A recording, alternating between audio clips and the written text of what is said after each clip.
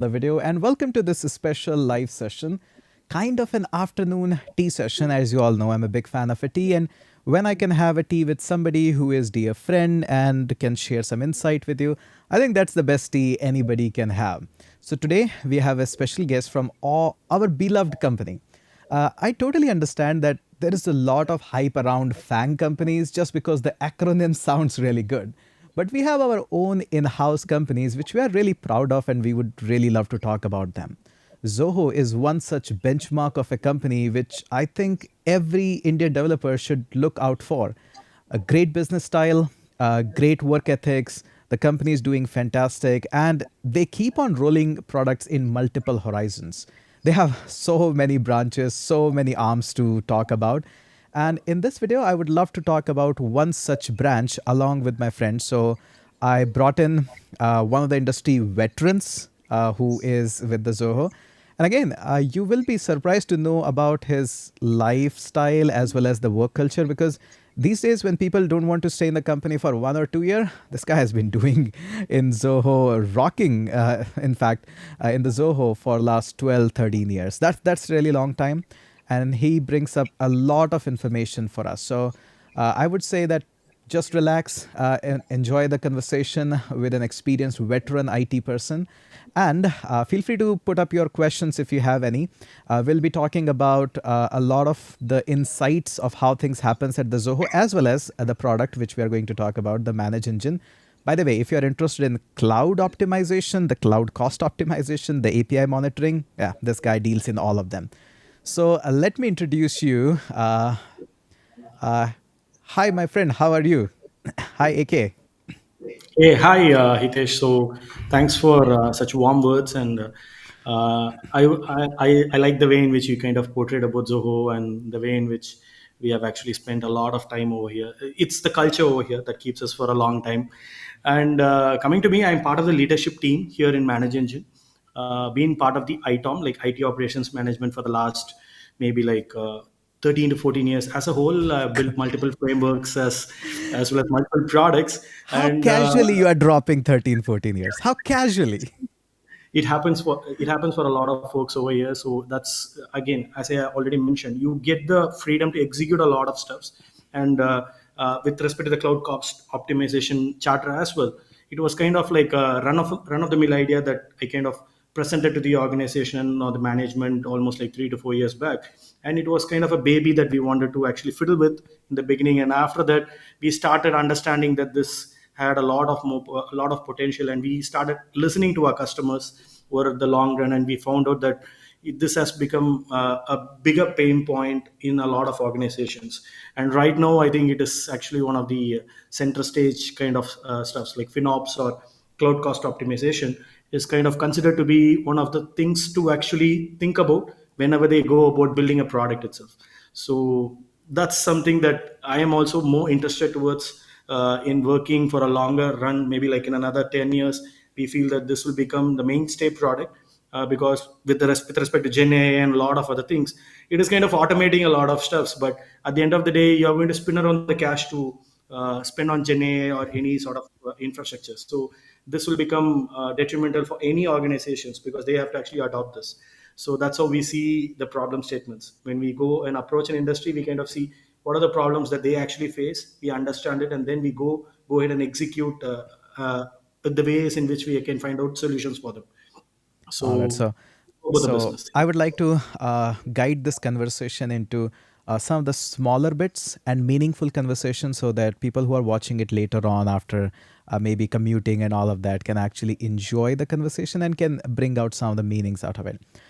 First of all, how is it to work with such a fantastic leadership? A lot of people doesn't talk and know about it. In very short, 1 or 2 sentences, how is it like to be at Zoho? It is kind of like enjoyable, to be very precise. So we kind of enjoy each other's company. We get to motivate each other to towards a single goal. Like the one single goal that we had almost like a decade or two back was to actually create a company from India that could be world class, that can create world class products.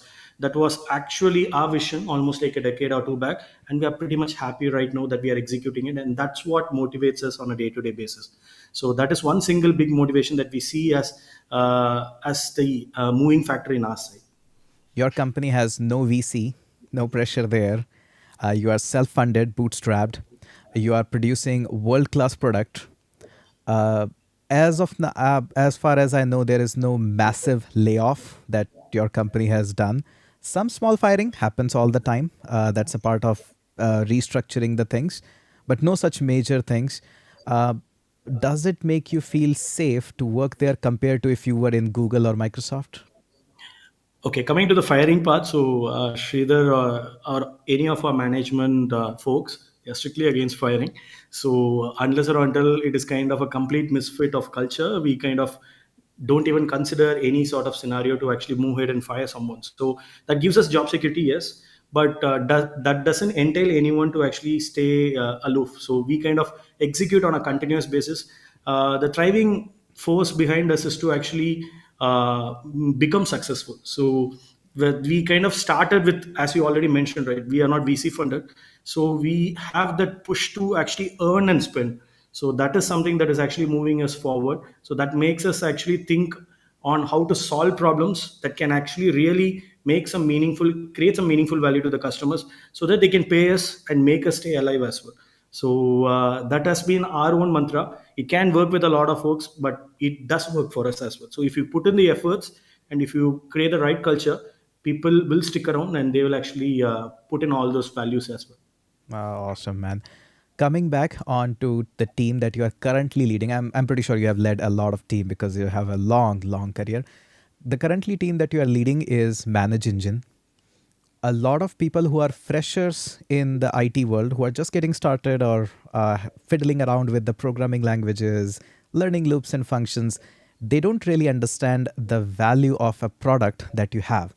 I'm pretty sure you might have saved thousands and thousands of dollars for some of the companies. So, in very short, what is ManageEngine?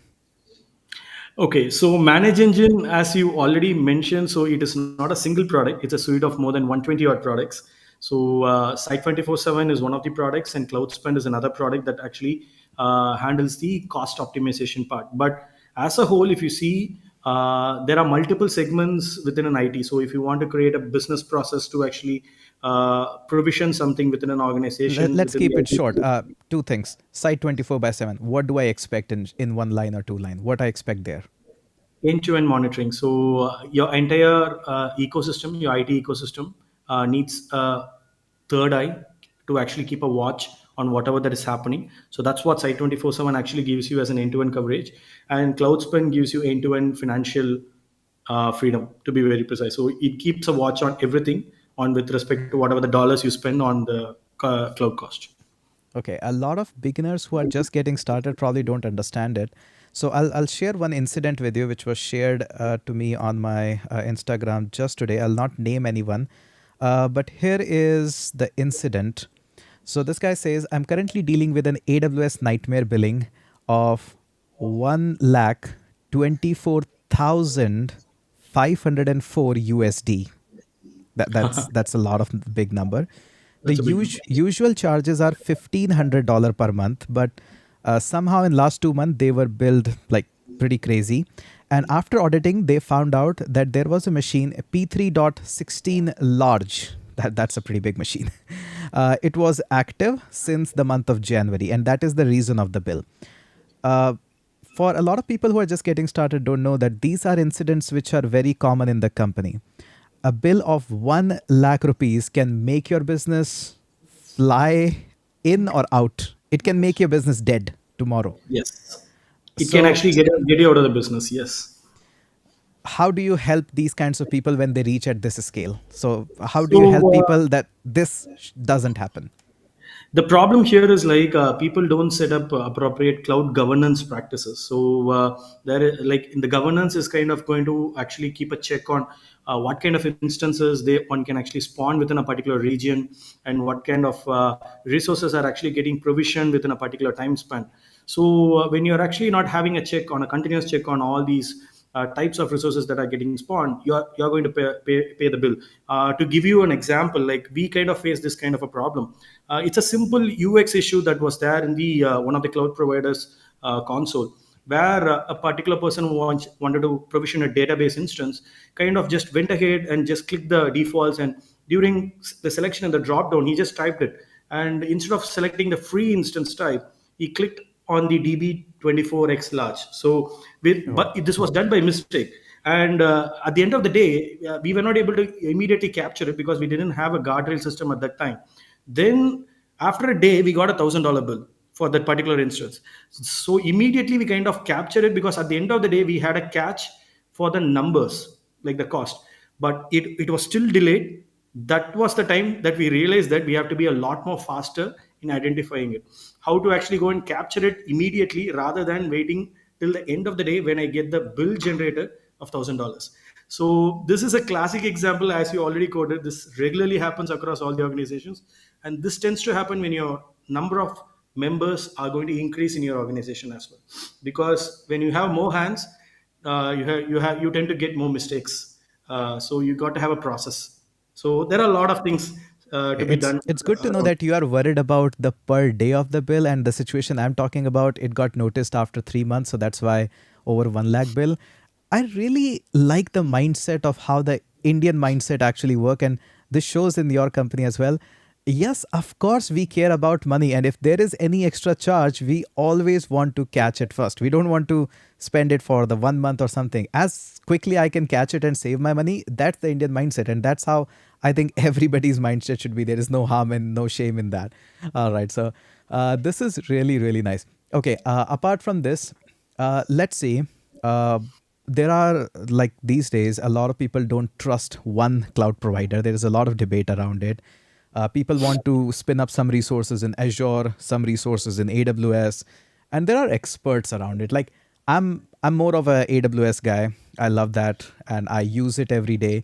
It happens that if you are in the industry, you only get expertise in one or two cloud at a max. But there are other friends who says, we are going to use Azure. And when there is a top management who doesn't understand even the AWS or the Azure, but they are good people, they are on the above, like director or CTOs and all that. How do you help them to get a big picture overview of how my total billing is going to be when the developers are nitpicking the clouds and all of that? Okay, so that's a nice problem. So thanks for bringing that up. So to give you a thought process on this, so with respect to Azure, there could be certain instances that could be a lot faster with respect to AI related workloads. You'll be able to get it up and running, or else the availability of a particular instance type could be a lot more robust with respect to a particular region again. So there are a lot of segments. So if you take for example, you have a data center for AWS in Hyderabad, but you don't have a data center for Azure in Hyderabad. You have it only in Mumbai or some other region. So there are certain banks who actually want their data centers to be in Mumbai. So it starts from the region and the availability zone perspective, and from there, when you drill down, the availability of a particular type of managed service. So, say for example, AWS has a Redshift. Does Azure have a similar sort of a service? No. So when you want a Redshift kind of a service, you go to AWS. When you want a Cosmo DB kind of a service, where you can actually rely on a different sort of a database, that SQL server that is actually native to Microsoft, which can be easily managed by Microsoft, and they have a robust support for it, they go for maybe like a Cosmo DB kind of an instance. So the multi-cloud perspective is all based on the choice of the managed service that each and every application owner is actually going to prefer.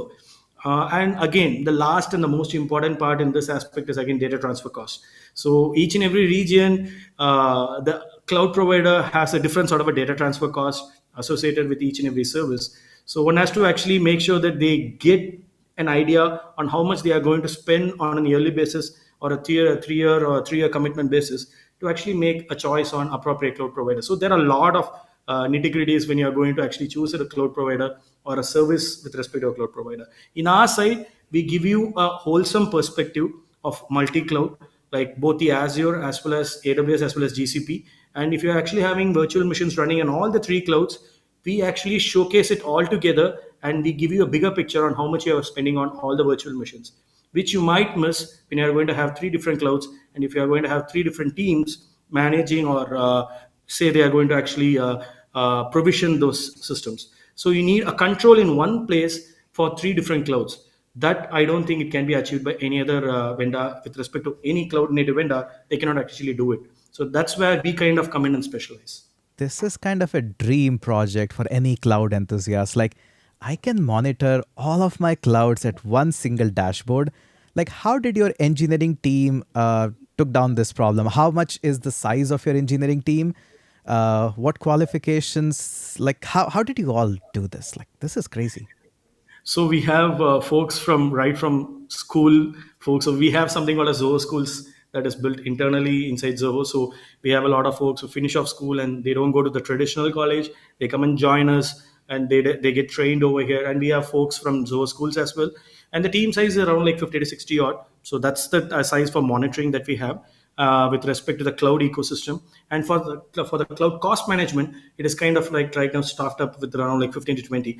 So you can be astonished with the number of folks we execute with, because similar sort of a problem is being tackled by almost like 3,000 to 4,000 odd folks in many other companies.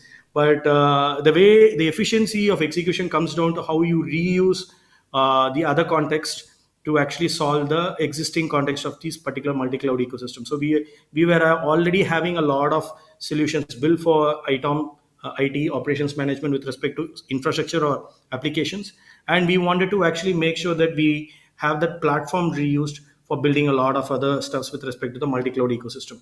So if you don't have the platform, I am pretty sure that you need to invest a lot and a lot of manpower to actually get this off running. The Zoho School, every like a lot of people don't know it, but I'm a big fan of Zoho School. I think that's already a great idea. A lot of new companies are trying it in the edtech space. That hey, instead of going into full degrees or something, you join us into multi-year program. And these edtech are not in a position like Zoho where they are building something on their own. I'm pretty sure if these edtech start building something on their own in-house, teaching people and using them in your own product, that's a dream come true. Okay. One more interesting stuff I would like to ask. Okay. I was fascinated when the first time I saw Site 24 by 7 because I was using it majorly for checking how my APIs are behaving and how can I optimize them further. But what more use case can you share? Like, where can I use it more? Because I use it primarily for my APIs. You can actually automate your entire testing suite itself. So, with respect to whatever we have, something called as real browser monitoring, where you can actually record everything with respect to your website or any other cart process, or say you have an Amazon cart process where you're purchasing a lot of items. All the transactions can be captured on a step-by-step basis, and you can replay those transactions using a particular. You get all the scripts. We use Selenium internally, so we capture all the scripts and we replay it and using our own synthetic way. So there are two different modes again. So a normal bot-based, Java-based process to actually replay all those Java-based transactions, or else like we give you the traditional browser-based approach as well. So there are a lot of tools in the market like Lambda Test Opera, like there are a lot of tools, but we kind of specialize in integrating this particular like a real browser experience along with real user monitoring as well. So similar to whatever you get in Google Analytics, you can actually get all the stats from the real user perspective. Right now, I'm talking with Hitesh on this particular talk. Like, I would like to know how the JS scripts are actually functioning, how this video is getting buffered, and all those information. Will I be able to do it? Yes. You got to just embed a JavaScript, and that will actually capture your experience on a real time basis. So, like this, we have multiple solutions. So that's why I named it as like from top to bottom, all the 7 layers of OSI, whatever the problem that you may have, we have built a solution for the entire ecosystem. So that's something that you will not be able to get under a single umbrella with many other solutions across the globe. I have So utilized one such solution. There was a company, I think still is a company, Hotjar or something, uh, yeah. that they provide like real time tracking and all that. And when I saw you, like, I can just inject one script and get so many of the metrics and so many tools under one umbrella, like, why to pay? And the another thing I would like to mention is there is a significant difference in the pricing of that one tool versus your umbrella of the suites. Like, I guess you charge if some basics like 800 rupees per month or something. Like, how So how come this slash of the pricing? Like, How do you afford it? Again, so the R&D happens from India. So the thing is, like, we are able to save a lot on our development cost, and the most of the infrastructure is actually maintained by us. So we don't run on majority of the clouds. We do use the other Oh public clouds as yes, well. oh So yes, we do yes. We we need to do talk about this. We need to talk about this. so Zoho we is the do. only company which runs its own servers, data center, all in your comp. Like man, you are still just going into the servers, plugging in the hard disk. Hey, this is done. We need to plug in a like man. How is it to work there in a like there are only handful of companies which are still there. Yeah, so we do have hands-on experience in plugging out even the internet cables and disk out of a rack or as a cage. We have those experiences as well, and with that experience, that actually kind of transitioned from only US to almost like 10 different global data centers. So right now, off late, like a week back, I think Sridhar launched Saudi data center as well. So due to the business reasons, like they wanted a data center over there, we opened a data center over there. I think most of the cloud providers don't even have a data center in Saudi. So Why was it not in social media focus? Like Sridhar went to Saudi and launched our own data. India is launching a data center in Saudi, and why we are not talking? Why we are talking just about Fang and stuff? Like it amazes me. yeah, so it involved a lot of, like, you need to work out on a lot of legalities and work with the government in Saudi, and it was kind of a very exhausting process for multiple teams to actually go and host all the applications. So we are not having only one application. So we have around like 120 odd applications in ManageEngine and then 55 odd applications in Zoho. So you got to know that the complexity of launching all the 165 odd applications in Saudi from day one. So the amount of work that is involved to actually bring the data center up and all the applications up running from day one.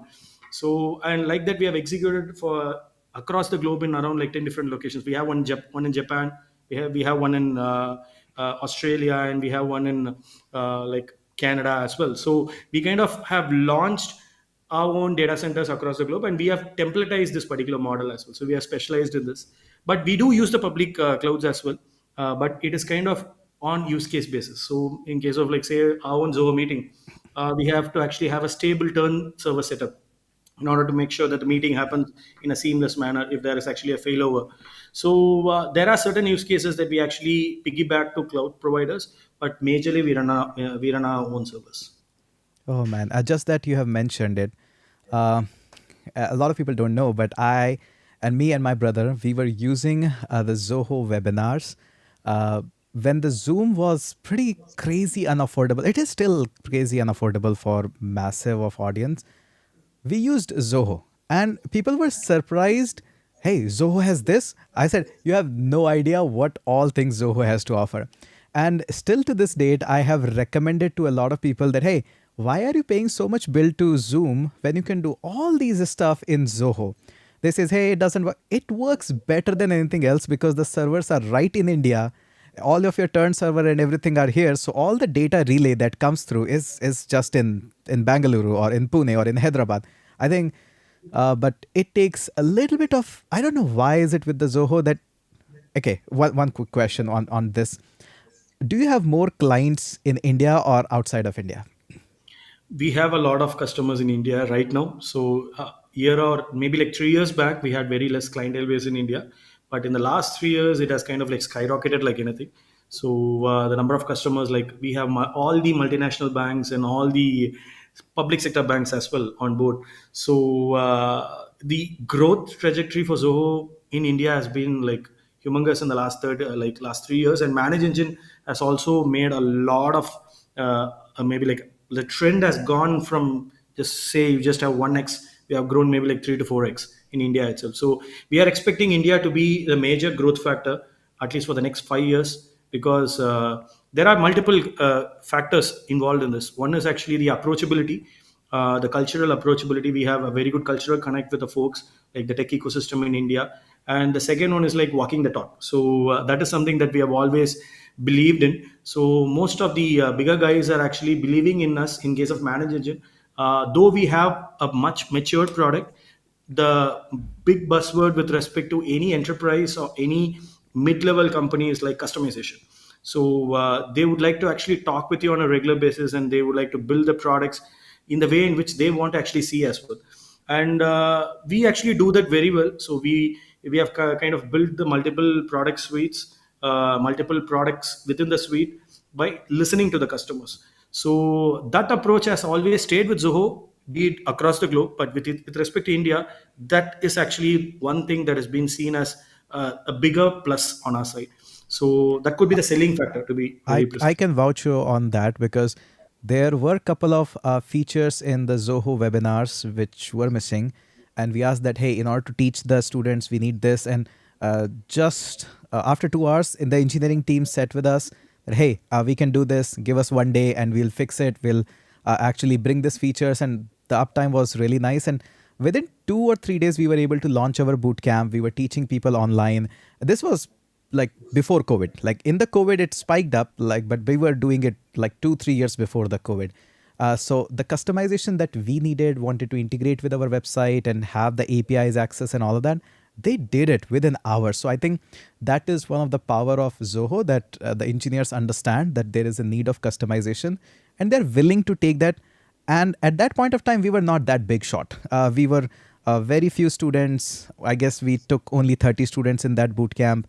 And they were saying, okay, no problem at all. Even if you don't pay too much, this is a feature you need, we'll give it to you. I love that. So that's how we have actually executed. Even now, we are doing it in the same way. And one thing that you got to note is like all the Zoho products, they are healthy, and whatever the status page that you're seeing, that is being provided by Site 24/7 again. So like all those things, like the internal ecosystem, they don't worry about launching new features or new stuffs because the entire heartbeat is kind of like kept in check always. So they have the confidence to release anything. You need that confidence. That confidence is provided by multiple ManageEngine products that we have built internally, and you need to build that culture as well. So when a particular internal problem is kind of identified by any one of the teams, they kind of approach us immediately and ask us to find out a solution to make sure that it doesn't happen again. So the culture of sharing the knowledge and talking with around, like, say you have 17,000 odd developers right now. So just think of 17,000 developers giving us feedbacks. So on any sort of a feature that goes across multiple products as well. It is not with respect to Site 24/7 alone. So all the products that are built internally, all the products that are actually getting feature requests, Zoho is the first customer. So they themselves are creating a lot of buzz around whatever the products that we create. So that is very important. The culture has to be built within the organization. So I don't remember it exactly. Probably I'm not exactly recalling it, but I heard it that ManageEngine is one such division in Zoho, which is considered as $1 billion product. If I'm Exactly. not wrong, Sridhar said it. Am I So correct? Am I yeah, recalling it correct? yes, it's correct. So ManageEngine is still, I'm not sure about the exact numbers right now, current day, but till maybe like last year, ManageEngine was kind of the major revenue provider with respect to the entire Zoho ecosystem. Zoho is doing a lot better right now, and because it's a long game. So Zoho, the market of Zoho is kind of like being dominated by the folks like the big giants like Microsoft or Google. So it's a very difficult market to penetrate into. Right now, Zoho has actually done the good job of waiting for a long time, and ManageEngine as a product fueled it for that particular long run. Now we are kind of having the full muscle power to actually go and maybe like do a hedge against these big guys in this particular market. So now there are two different products, ManageEngine and Zoho together, two product suite. Both are actually kind of vying each other to become multi-billion-dollar products. And we do have the potential because each and every product within the ManageEngine product suite itself does have more than $1 billion market cap. So with Zoho, it is pretty well known. Each and every product as a whole, as a suite, Zoho can make multi-billion-dollars. So I'm pretty much excited about the next 1 decade for Zoho because that can make Zoho to be the next Microsoft, or else could be the next Zoho itself. So I'm just waiting for that. Oh man, amazing story about the product because uh, just waited it for the right moment. No VC funding. Everybody just, so far I have met so many founders, even myself have done a couple of, and everybody just says without VC money, you are not ahead of your competition. You will die down and all these stuff. And here I'm witnessing a company in my own country which has just waited and is now competing with the giants, the titans of the company. And even as they say, if you cannot move the mountain, climb the mountain. So Zoho kind of did the same. Hey, we cannot just share the infra like AWS or Azure. Let's help to monitor at least what they are offering so that the bills doesn't happen. Oh man, that's a fantastic one. Okay, if you have any questions, Kibo says, can we use Zoho for monitoring our cloud? Of course, give them a try. You will love them. And even their trial will cost you probably less than 1,000. Sorry for advocating you in between, but I'm kind of a fan of the services and the products. For the longest of my time, we have, even a company, in the last company which I was running as a founder, we used only Zoho emails. Everybody was surprised that why not Gmail and stuff. I said, it is dirt cheap. And the product and the suites that are being offered along with it, it's almost like to the subpar with the Google. So there is nothing which we are losing. The docs are there, the Excels are there, like anything and everything. Even top, there is a manage app for admins. There is a app for users. So everybody who onboarded in our team was surprised that you use Zoho. I've never heard about them. Come on, man. You live in the same country. You haven't heard about them. Okay. Any particular client that you would like to show off? That hey, this is one of our biggest client we recently acquired or we have been working for long. If you can share, no pressure. With respect to ManageEngine in our side, so for Site 24/7 perspective, HTFC was the recent acquisition that we had as a client. So it was a Casual. huge, it was a huge win. So we have multiple PSUs. So, but HTFC, that was a recent acquisition. It was kind of a very big challenge for us. The sheer scale at which they execute is kind of amazing, and getting to work with them is kind of a privilege for us as well. So they are one of the leading banks here, and they have that Indianized mindset as well. So they want to actually do well as a bank within India, and they want to actually cover the entire ecosystem and make sure that they are actually kind of as frugal as possible in their ecosystem as well. So there were a lot of challenges as usual, whatever that happens with respect to any PSU onboarding. But again, what won us that particular deal is like walking the talk. So they are able to actually have an open door discussion with us. So that's how we encourage customers to come and discuss with us with whatever they want to actually get.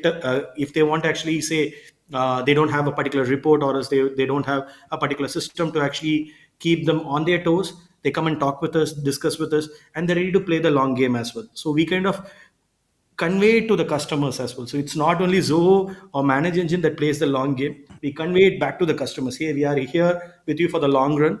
So just work with us for the long run. We both will get benefited. So that's what we always convey it back to the customers. So it's always like, hey, we are just a walk away. You can just walk in anytime, have a chit chat with us, have a coffee, tea, whatever you like, and we can Uh, discuss it over there. they reach us through WhatsApp. So you can actually Oh think man. about it. So that's the level of engagement that we have with our customers. So we get like we don't get so personal, but the thing is like we I know I can reach you. yeah, we respect each other's personal freedom as well. But at the end of the day, the customer is the king. So most of the times we kind of consider that particular part. If they are actually coming and reaching us out in WhatsApp at particular undue hour, we kind of understand that. So as a person who is actually working with multiple organizations, we have come to the particular realization that customer has to be given that space so that they can reach out at any time, and we can actually respond at our own pace. They don't expect a response immediately, but if you can actually give them that space, they consider that to be a huge advantage. So most of the companies tend to actually miss that customer support perspective. So if you're asking me what Zoho is concentrating a lot on hiring perspective right now, one thing that we are staffing up a lot more right now across Zoho is on the support and the particular customer facing roles. Because Zoho as a company, now we are getting a lot more customers. We have the enough engineering muscle power, but we are just now building the amount of support or the client facing roles so that we can actually manage the inflow of customers. So right now we are actually having a demand, like we are having too much of demand. The supply seems to be a problem on our side. So customer facing roles, if That's a good someone is problem to actually have. Yeah, so customer facing roles, if they are actually looking out for any opportunities, I think HR should be actually followed in Zoho so that you'll be able to get some opportunity over there. Nice. One thing that I've noticed, which was very special around in 2018, 19-ish, when we were also using a couple of Zoho products, is when you work in Zoho as an engineer also, not probably in the support or any role, in the engineering role also, you will talk to customer. Yes. And this is the only, probably one of the very few companies where you talk to client directly, not your managers, because in the Zoho, I have noticed the engineer actually mentioned this, that we don't want to lose the essence of the conversation via the manager. I want to hear it directly, what problem you are facing. And Uh, as an engineer, if you go grow on that level, I think that's an experience. Within 1 year, you will get 5 years of experience. Exactly. So that greatly put forward. So even yesterday, one of my subordinates, I used to attend a lot of calls. I was not actually having time for a couple of customers. So one of the junior engineers kind of reached out to me, seeing a support ticket, asking me like a particular customer is actually facing some problems with respect to the suite, and I casually told him like just go ahead and talk with the customer, and he was kind of like the first initial reaction was kind of knee jerk, and after that when I actually spoke to him like the importance of why they need to go and approach the customers so that they can get motivated. So the actual reasoning behind this is like when the engineers who are actually working on a product gets to meet the customers, they get the realistic feeling on why the customer is actually asking them to come on call first off, because customers don't ask you to come on call just for the sake of it. They are actually having a realistic problem, they want to talk to someone. So when you're actually having an engineer in front of them, the customer also feels valued because we are actually placing an engineer in front of them to actually solve a problem, and we are very serious about it. So we are not considering that problem to be like hey, no one is listening. So someone is listening to you on a very serious note. So it's kind of like to like kind of a relationship. So it benefits both the engineer and the customer as a whole, the company as well. So that's the reason, like that's the basic reason. Oh man. Great, great. Oh, Muthu is here. Made in Chennai, made for world. Eager to work for Zoho, guys. I guess a lot of people are watching, and probably I really wish to see that instead of doing the Fang hype is good. I'm not against it, but there should be enough value and weightage should be given to the companies who are thriving in India. Have been silent for a little while. I think Zoho doesn't put that much of money in marketing. But I'm pretty sure that will change with the ManageEngine and all these products, because you guys are definitely getting showed up on a couple of places, and I would really love to see more of this kind of a thing. Okay, couple of questions from your experience perspective. What advice would you give? Oh, before that, one more question. I have forgot that. What are you doing about the AI? There's a lot of, not AI, but LLM models, lots of large language models that are coming in. How you are orienting your product with the AI side or the LLM side? Okay, so spoilers, I'm not putting a lot of spoilers so we are building our own LLM system. So that is something that we are doing internally, and we are purchasing, I think even Sailesh kind of spoke about it. We have invested during the Saudi data center launch.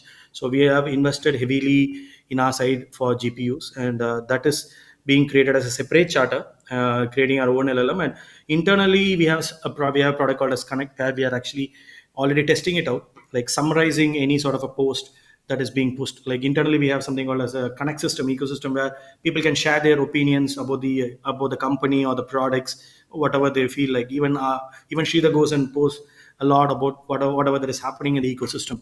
So there the entire post cannot be read by anyone, so a summary is created for the particular post. So this is a good start for us with respect to the large language model usage. With respect to Site 24/7 and the ITOM space, we are actually kind of training our own support tickets. So to give you a perspective, like we may get a particular support ticket with respect to any sort of an outage, or else a system that is going down, or else there could be a performance issue. But most of the time the answers could be rhetoric, like it could be similar. Like they are a lot similar for a lot of questions. So A will actually always have an answer B. So that could be the first response that the customer can be given to get to have a check with the customer. So that is something that we are working towards with respect to the observability charter, to actually use the previous events to correlate it and try to actually give the customer an idea about the current problem based on the previous set of problems that have already occurred. It's a pretty complicated system because you have to capture the data from across all the layers of OSI.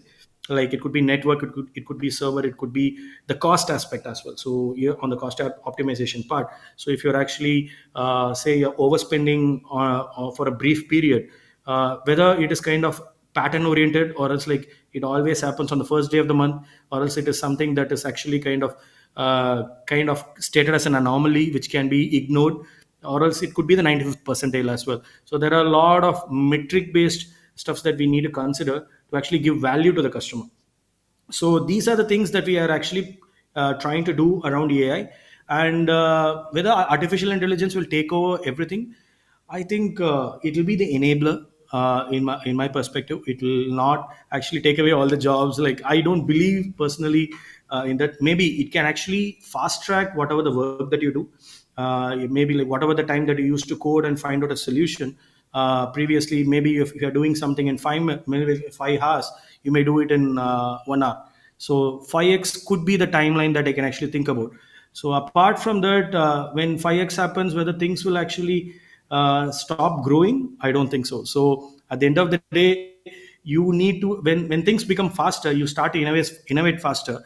And I think the product product to market kind of ecosystem stuff, right? The time to market, to be very precise, the time to market will get reduced.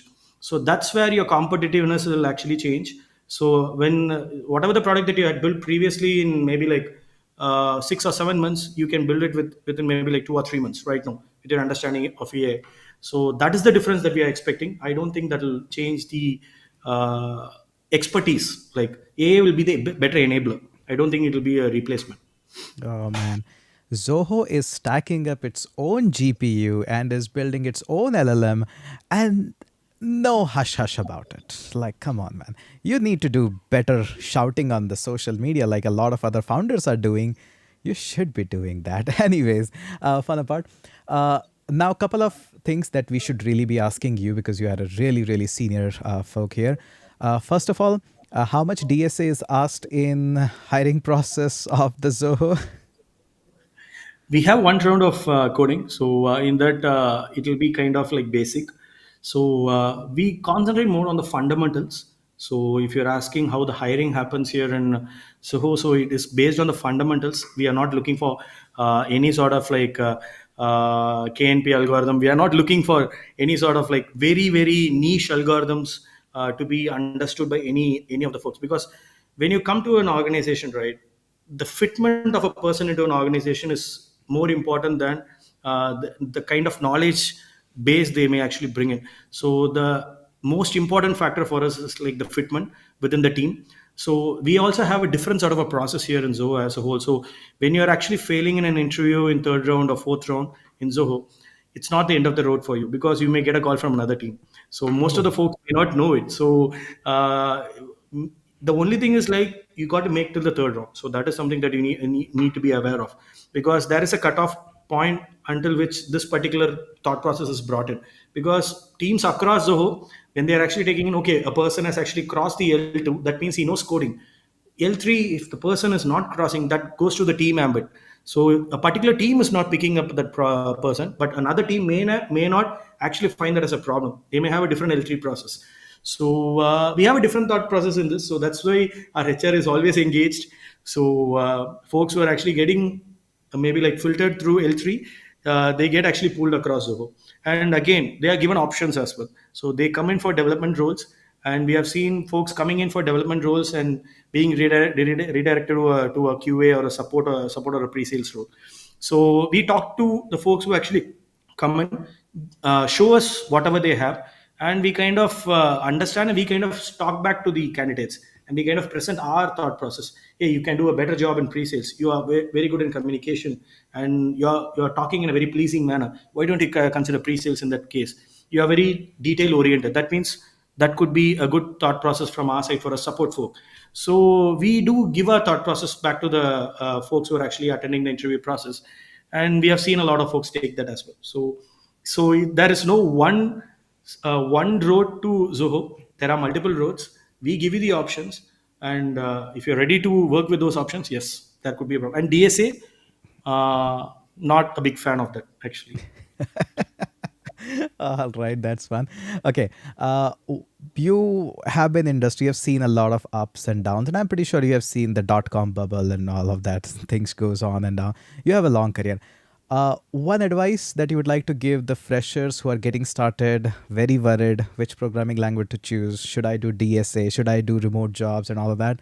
One advice from your life, like, hey, how's it going to be? First and foremost, I don't like advising folks, so like let's keep it a suggestion.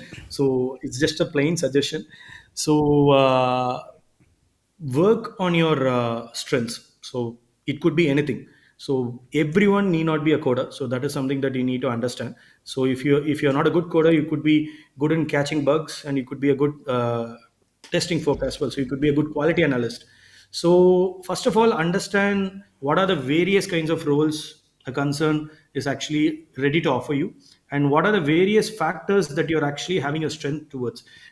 Personally, why I'm stating this is like I have seen a product manager kind of a candidate who is kind of very good in analyzing and understanding, getting to the depth of whatever the problem statement we kind of give them. And they told that I am a developer. So it is not that I am not telling that they should not be a they should not be a developer. At the end of the day, your strength is towards product management, so something that you need to concentrate and work towards your strength. So you need to actually think about that. The second part is like DSA or no DSA, don't waste too much of time in lead code. Rather than that, work on system design. So at the end of the day, so right now with AI coming up so much, so your coding aspects are kind of going to get fine tuned, because that is what the future is going to take as maybe like the course of action. But at the end of the day, you need to actually understand how to design your classes, how to design your modules, and how to design your application as a whole, and how to design your entire ecosystem. So concentrate more towards design rather than focusing a lot more on DSA. So these are two different suggestions that I can give from my side.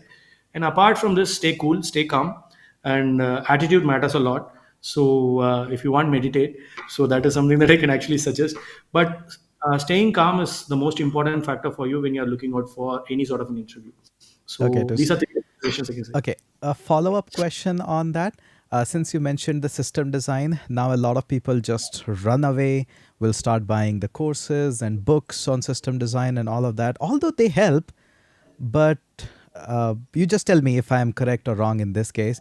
What I've noticed is go ahead, read the books, go ahead, buy the course. I'm not against them. In fact, we do offer a lot of courses.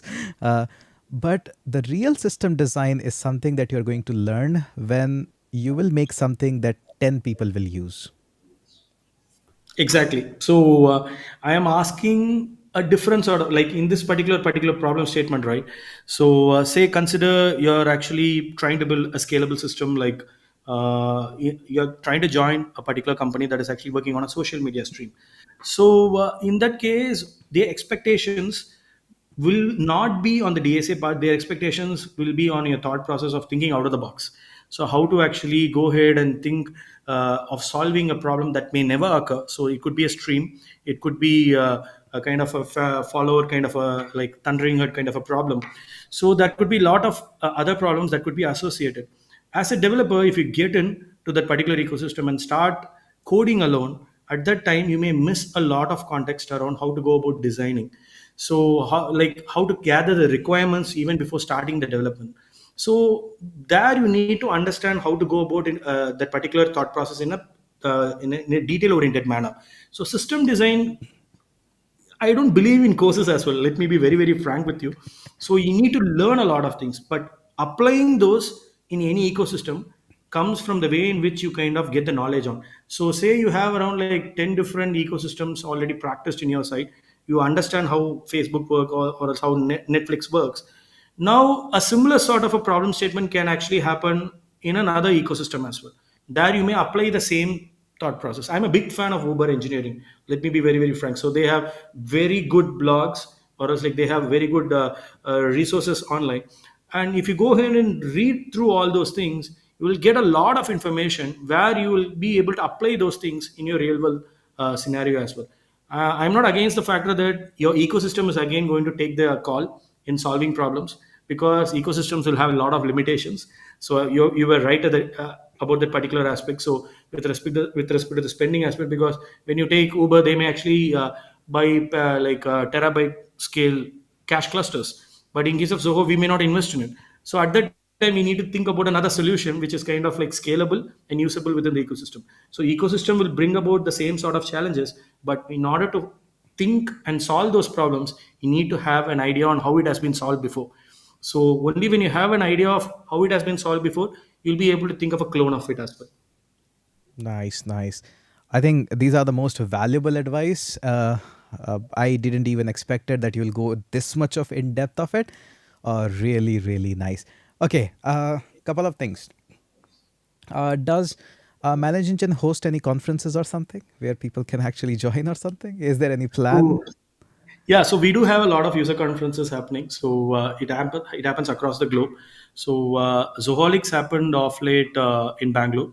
So that is on Zoho part. Manage Engine happens across the globe on different time zones and different timelines. And we have something called as events page in Manage Engine, where you can actually go ahead and have a look at it. And India, we do have events happening across all the metro cities like Delhi, How can I Mumbai. get the information about it? I would love to meet the people behind the Zoho team, the Manage Engine team. And I'm pretty sure a lot of people who are watching this also would love to join these events. Where can I find information about them? Do you tweet? Do you, So what do you do? yeah, you can follow us on a Twitter handle, as well as like we have an events page inside Manage Engine portal itself, where we have the list of all the events, and we have three or four kinds of events. One is ITCon, where we kind of address the IT and the sysadmins, and webinar is the usual one that happens on the web basis. Seminars is where we kind of address our customers, and user conf is again a place where we can actually address all the users who kind of have an easy entry. Like it is not paid, so you can actually go in, go across all the sessions and have a get an in-depth overview on all the products. So choosing what product you want to focus on is pretty important, because there could be 120 odd different sessions happening on the same day. So plan your day accordingly and just go ahead and see. Go ahead and participate on all these events, and we also participate in other events, but our flagship events are our events actually. Okay, one final question before we sum this up. This is for me personally, not for any live stream or anything. Do you have any metrics? How many total Zoho products are out there? Metrics numbers will be around like 50 odd products right now. So we have 50 plus No, products. 50, you have 50 odd products within, probably more than that, within the Manage Engine itself. Manage Engine has around like 120 to 125 odd products, and we are still building a lot of new products Oh my God. internally. Like how So we many have around like total the widespread, how much is the buffet of Zoho? I just, if you can.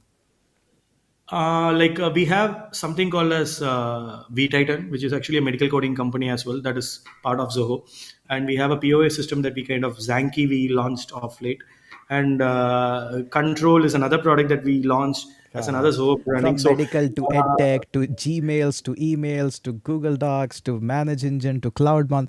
Like, is there anything which you don't have? Like, how uh, wide is the spread? I just want to know the idea of 200 how odd. widespread the Zoho is.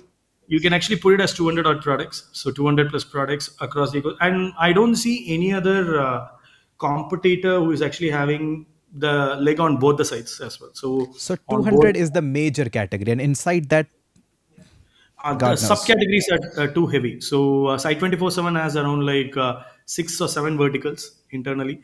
So similar to that, managing each and everything has around Come on, man. like if you quantify it, the numbers, it can go around like 500 to 600. I'm still saying you are lowballing it. It's 500, 600, because and even if your homepage, your website doesn't say that we have all this, you have to hunt for the things which you are looking for in the Zoho. It is surely there, but you have to hunt for it.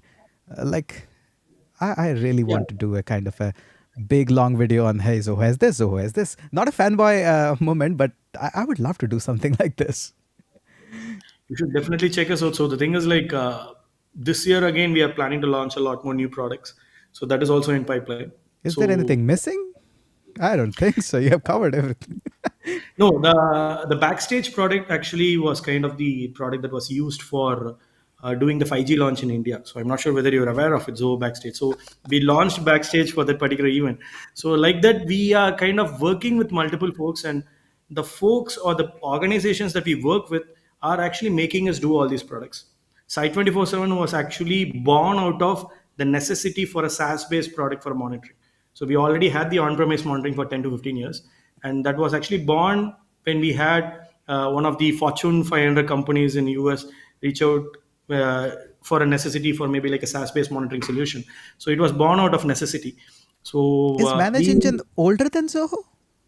Yes, it's there for the last 25 years. So that was the actual first product suite that we launched. Like WebNMS was the first one, then came ManageEngine, and after that, Zoho was launched almost like 10 to 15 years back. Oh man, that's interesting take. I would love to get you on one more tea session. Already we are almost like 1 hour, but I never felt like it was such an amazing conversation. I would love to bring more people from the Zoho team, have a chit chat, conversation, casual, have some tea with me. Like this gives a broader perspective of how you're doing, what you're doing.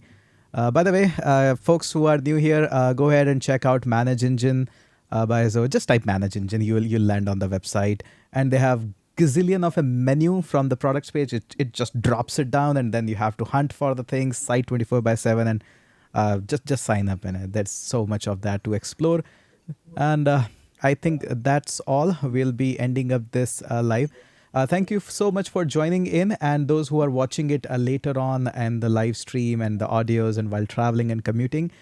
Thank you so much. Drop a comment if you are watching it while commuting, or later on if you're watching. I would love to read that as well. And thank you so much, AK, for taking out of your time. I know you are a very busy man.